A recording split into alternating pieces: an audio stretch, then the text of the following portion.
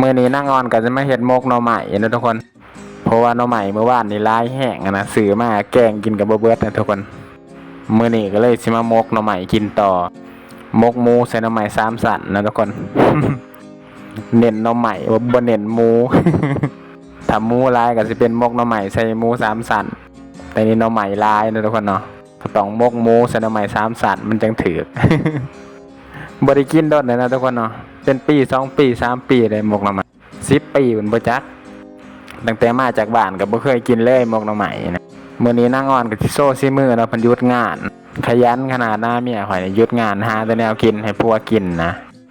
มานขนาดนะข่อยตอนจีบก็จีบแม่นขนาดจีบก็จีบได้คนขยันโหลดโอ้สุดยอด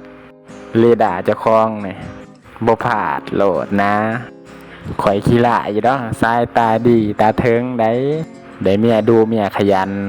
เบิ่งติวันหยุดนางอ่อนแล้วก็ขยันยังเฮ็ดให้ข่อยกินบ่ได้หยุดได้เช้าได้หยุดแต่งานได้ดูแลผัวนี่แล้วบ่ได้หยุดได้นางอ่อน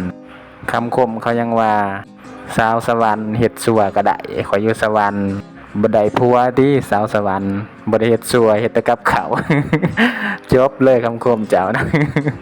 มากินนำกันแต่แซ่บๆลืมบอกน้ำมกใส่หมอทุกคนบ่มีใบตองนะ